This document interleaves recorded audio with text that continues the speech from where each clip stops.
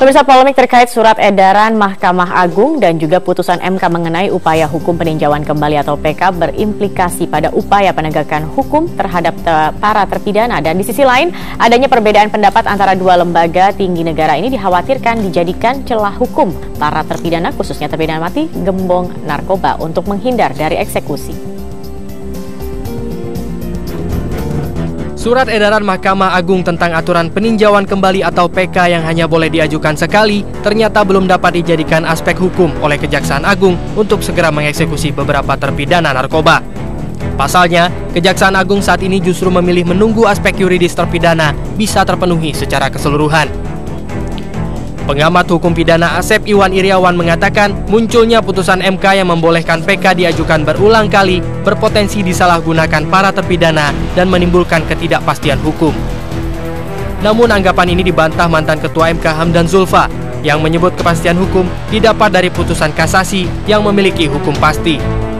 Jangan dipertentangkan, itu dua hal yang berbeda ya, dua hal berbeda. Ketika MK menyatakan PK ada yang sekali dan dua kali, itu yuridiksi MK.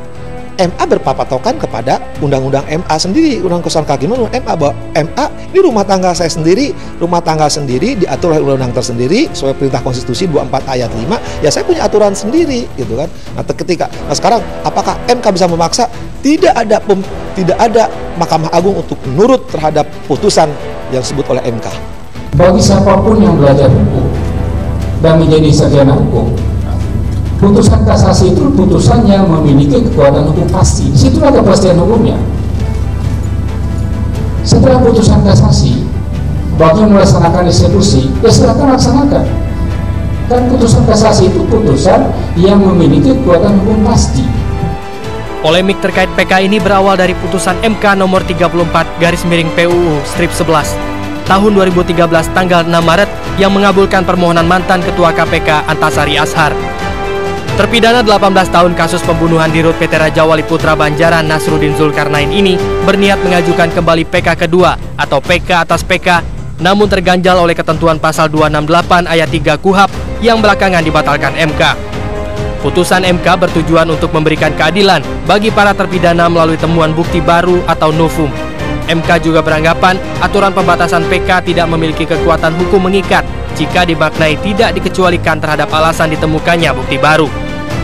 Sebaliknya, surat mengacu pada Undang-Undang Nomor 48 Tahun 2009 tentang Kekuasaan Kehakiman dan Undang-Undang Nomor 14 Tahun 1985 tentang Mahkamah Agung. Tim Liputan Metro TV.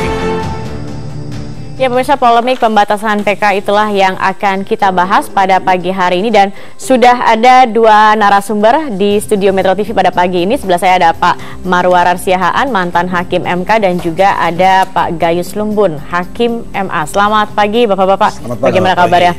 Cukup ramai ini ya, terkait juga kemarin kasus polemik dengan hukuman mati terpidana kasus narkoba yang akhirnya diundur karena masalah PK ini, pengajuan kembali. Nah kita kalau melihat dengan adanya surat edaran MA, Pak Gayus, ini mengapa sampai MA harus mengeluarkan surat edaran MA? Ya, surat edaran itu hak dari pimpinan lembaga negara membuat edaran yang sifatnya adalah memberi petunjuk, memerintahkan berjajarannya untuk berbuat sebagaimana yang diputuskan oleh pimpinan itu.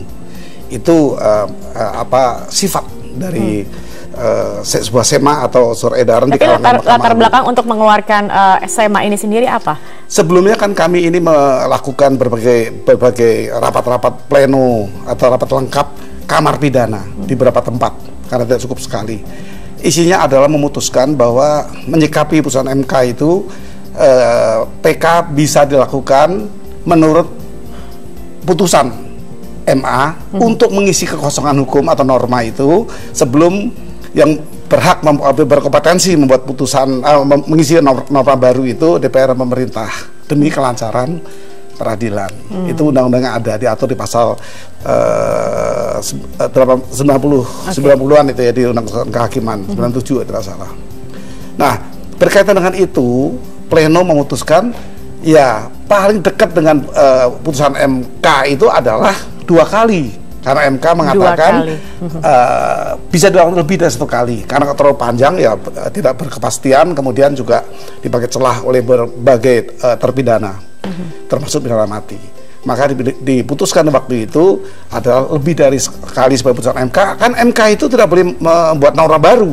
Misalnya putusan 2 kali tidak boleh, walaupun semangatnya mungkin juga tidak berkali-kali atau demikian banyak kali.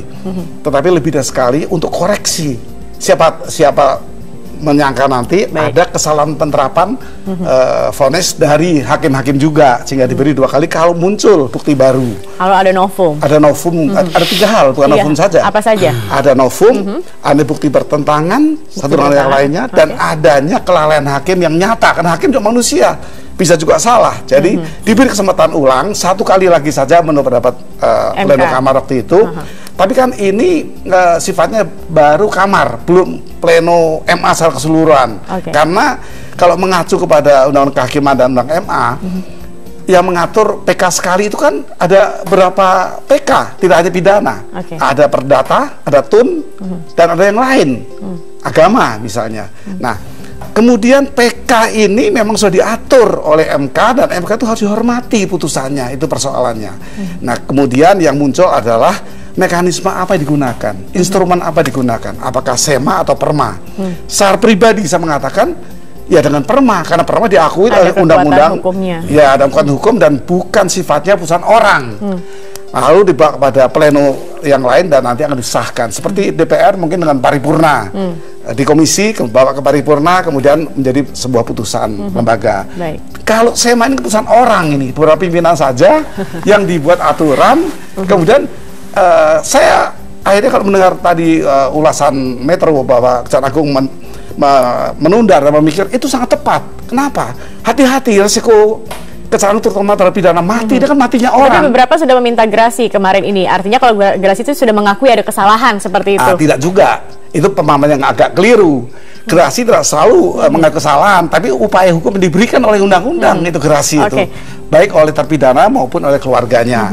Nah, di Undang Gerasi nomor 22 tahun 2002 atau Undang 5 tahun 2010 justru menempatkan di pasal 2 bahwa dengan gerasi tidak menunda eksekusi, tetapi untuk mati harus menunggu gerasi. Pak Gayus, tadi kalau kita tahu kan sebenarnya undang-undang ini atau keputusan MK ini keluar ketika saat itu kasus Antasari kalau tidak salah ya Pak Marwarar ya, dan akhirnya ini juga dijadikan banyak celah bagi kasus-kasus lain. Orang salah berpikir MK memutus itu tidak kasus per kasus, orang per orang. MK itu memutus untuk hal yang berkaitan dengan tapi ini akhirnya jadi banyak menjadi celah juga Pak, untuk orang kasus tidak paham. Orang tidak memahami kasus yang diputuskan oleh MK. MK itu bukan seperti MA. MK itu memutus yang harus taati oleh semua orang dan terhadap semua kasus. Karena dia berkaitan dengan tidak perkara. Jadi kalau Antasari meminta bukan untuk Pak Antasari putusan ini, tapi untuk semua masyarakat. Memang untuk semua, tetapi pada akhirnya inilah yang dijadikan celah. Jadi mereka mengajukan PK atas PK lagi seperti itu. Kan ada batasannya, saya katakan. Pleno MA itu sudah memutuskan 2 kali saja. Hanya 2. 2 kali. Untuk pleno MA. Saya juga heran meskipun dalam MK juga dikatakan bisa berkali-kali itu. Tidak. MK tidak bilang berkali-kali, lebih dari sekali. Kenapa lebih dari sekali? Karena MK tidak punya wewenang untuk menentukan norma baru. Menentukan 2 kali, 3 kali, tidak punya wewenang. Dia wewenang membuat undang-undang. MA pun sebenarnya hanya menggunakan kalau terjadi kekosongan aturan atau norma dan demi kelancaran peradilan. Itu saja. Karena dia bukan legislator. Kalau dari sisi MK, Pak Marwarar, sebenarnya apa dasar dengan membatalkan pasal 26 KUHP ini? Saya kira begini, kita luruskan dulu, saya bukan lagi di MK kan, tetapi saya pernah di sana, mantan MK.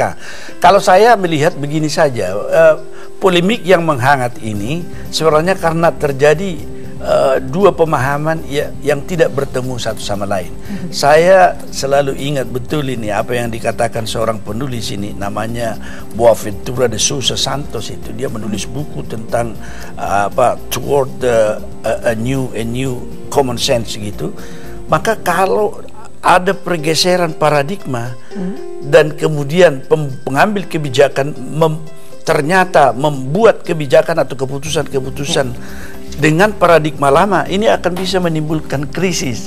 Dan persis saya melihat sekarang ini yang terjadi, bahwa ada ketidaksadaran perubahan konstitusi yang terjadi di mana telah bergeser paradigma apa yang disebutkan supremasi konstitusi, tetapi di pihak lain surat edaran masih kelihatannya dari sudut paradigma lama, yaitu seolah-olah konstitusi bukan merupakan suatu hukum tertinggi. Nah, kalau di dalam supremasi konstitusi yang sekarang secara universal itu muatannya adalah hak asasi manusia, maka kita akan melihat di situ sekarang bahwa hak asasi manusia itu merupakan suatu faham dari aliran yang dikatakan dalam filsafat hukum alam, yang dia sebenarnya mendasarkan diri pada keadilan, ingin mengkoreksi positivisme hukum yang sekarang ini saya lihat ini ya, kubunya di surat edaran ini semata-mata melihat dia dari sudut positivisme hukum.